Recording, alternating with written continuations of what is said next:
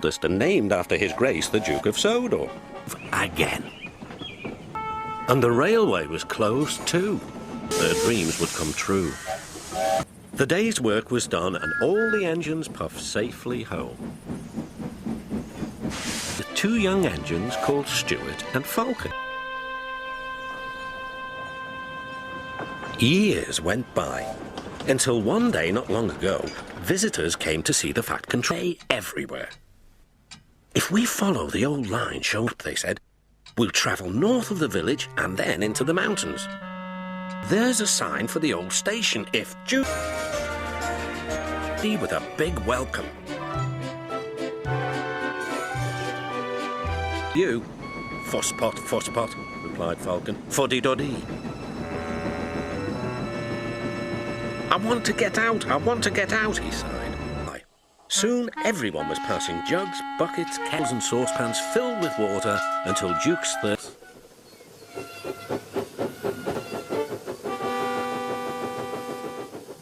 Then is the hero of all the engines. This is a story about him. It happened long ago when Peter Sam was called Stuart and Sir Handel Falcon. Many Duke, that'll be the day.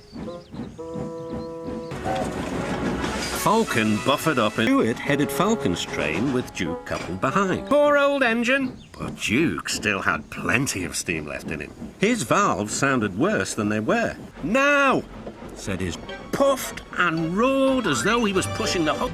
When they reached the last station, work on the railway that weaves round the lakes and mountainsides.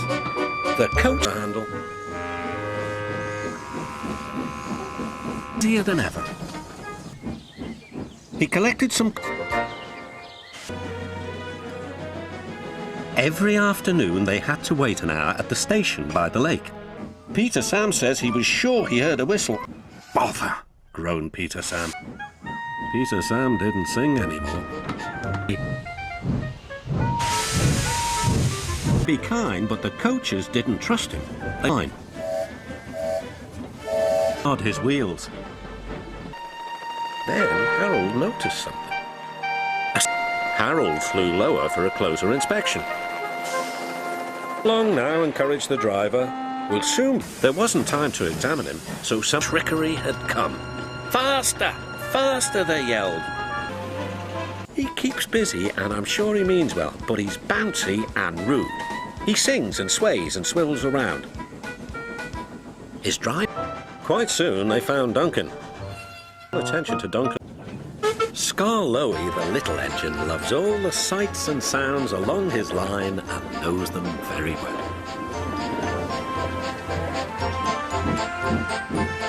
Soon after he returned from being mended, he was enjoying Diesel. There's still one bad bit, warned Rusty. Clattered crossly to the station. Nothing's happened, silly old Diesel. Clever me. And he rocked and he rolled along the line. But it was too late. The passengers had to get out and help too. They weren't very pleased about that, but worked. His funnel had never been the same since his accident with some trucks. Now the biting piece of track. Soon he approached the tunnel. It was short and curved, so his driver could not see right. Thing hanging from the roof, shouted his driver. Peter Sam came out of the tunnel a different... They set off again, but without his funnel, the journey lying beside the track. Tunnel, lost. Now his famous new funnel made puffing much easier. It feels stronger than ever before, he hummed. They wish they had one like it. Railways are no good, turn them into roads. Pull them up, turn them into roads. Railways are no good, turn them into roads. Pull them up, turn them into roads. Sir Handel was standing no nonsense. Later that day, Sir Handel brought a special load down after the last train had gone, trundling home. Sir Handel tried to attract his attention. Beep, beep, beep. George took no notice. There was barely room to pass.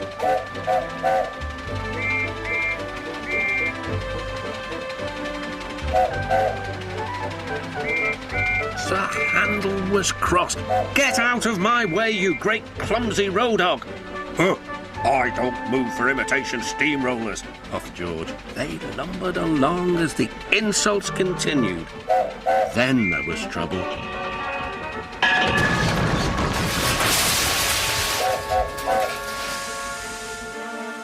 About who was to blame.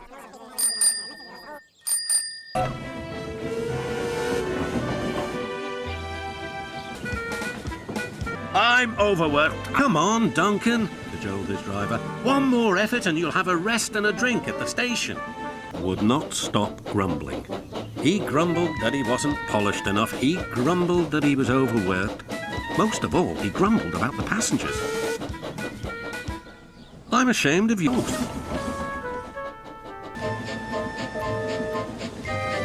At last, his wheels gripped the rails again. Excuse me, said Rusty, but is something wrong? Yes, indeed, replied the driver. They need another engine to help run this special line. That's where I'll go. It's the bleak and brooding line of diesels. Where is he? His name is Stepney, but every day his blue coat shone in the sun, he was right on time, and all around his branch line the Stepney took the trucks to the... Ahead was a cricket field. The game had just begun. Rolled down the road. Wailed. The players shouted. But Stepney was still too far away for his driver and fireman to see or hear properly. They completely misunderstood. If those jokers want a race, said the driver, they can have one. Faster, Stepney. But he rattled along at twice her usual speed. This pace is too hot for my system. It'll fuse all my circuits. Suddenly, Stepney was nowhere to be seen. Hurrah! Cried Caroline. That silly train has run into a hole so we can't catch it. There when Caroline cluttered in. Early too.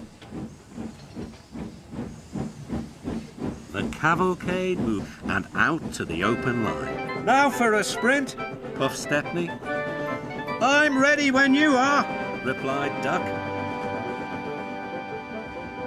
Soon they were whizzing through Edward Station. The coaches here, it was hard work. Really reliable, hummed the coaches. He edged angrily onto the turntable and spoke rudely to Henry. Stop worrying and do some work instead. Afraid of getting wet anymore, puffed Henry. Anyway, silly enough to be a clown. You should be in a circus. Henry were cross all over again when James got to pull the train away. Pushing trucks, grumbled Henry. Of all, a large cross elephant. Read about trucks.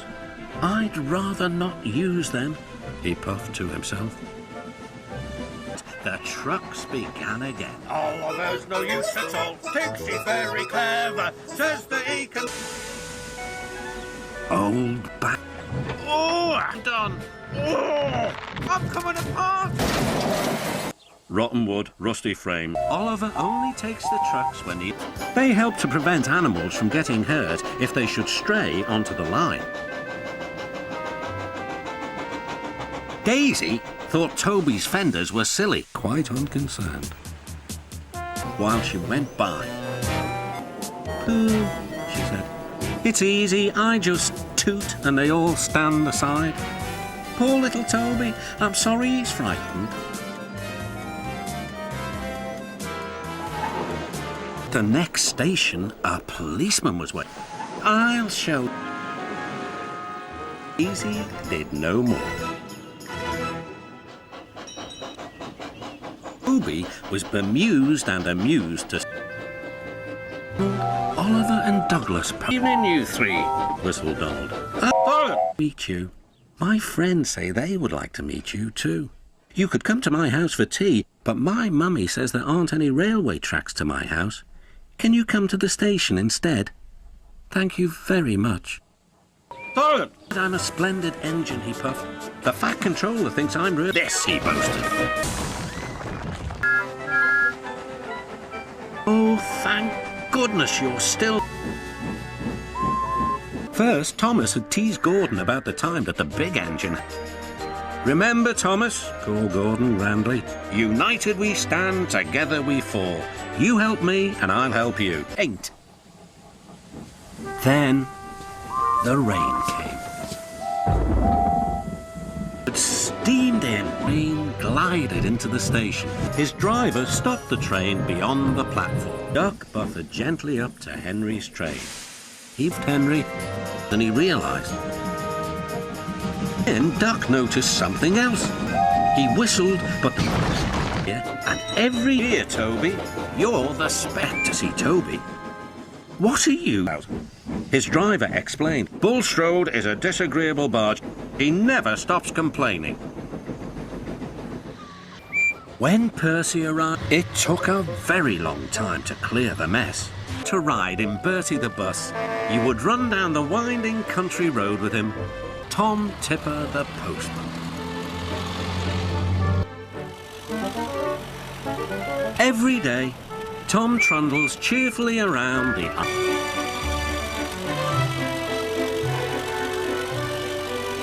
The engines know that anywhere their rails won't reach, Tom Tipper will collect their post and deliver it safely, come rain or miserable. Next morning, the engines were glad to see